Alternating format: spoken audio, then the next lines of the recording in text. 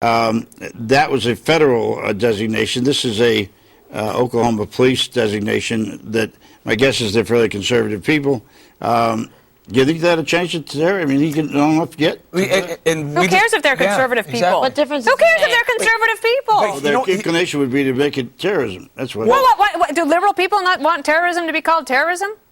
I mean, if it's terrorism, yeah. Are they hiding under the covers? No, I don't get this. Can you help us out here? The difference in evidence retrieval, prosecution. What I know, but I mean, first of all, why are they saying this already? Because they're playing it safe. That's the politically correct. Because they're going to do the same thing they did with Major Nidal Hassan and said we're going to call this workplace violence because terror in America sounds scary. But if you can't even say it, how are you going to defeat it? But what are the differences in how you can interrogate someone? You love it?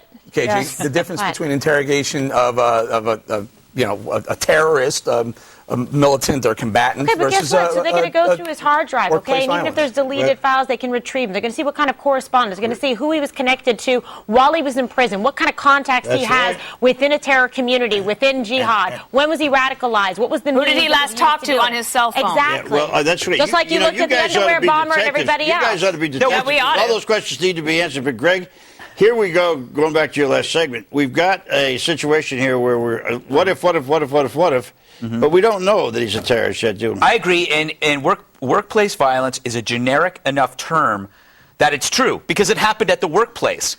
But the problem is violence, and you always run into problems when you start labeling things. Like, I have the same issues with calling hate crime. Yeah. It's crime. And I think in this case, this is an act of murder, a brutal act of murder. That's what you call it now. Why don't they call it workplace murder? Yeah.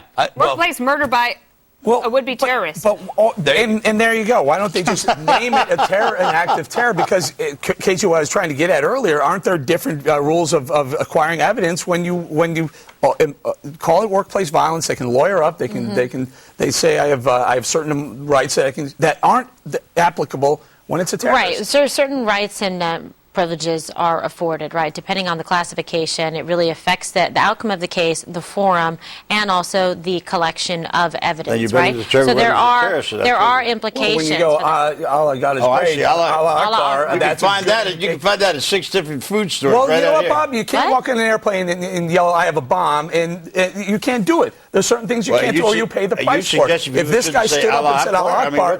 Does that make me a terrorist? I would think that would throw him into the terrorist world where you go, okay, we're going to prosecute you. It's one of the most. It's like but when you say it before you kill a bunch of people, it takes a different meaning. Maybe again, my God, you have to look at the context. All right, it's not said in a moment of just prayer. It's said because it's the words of jihad. Of all people, you're a prosecutor, and you're jumping way in front of the gun on this. She's a security mom. I'm very that safe takes precedence. where I am right now. I'm comfortable. Yep. It's your turn. Oh, yeah. Take a deep breath in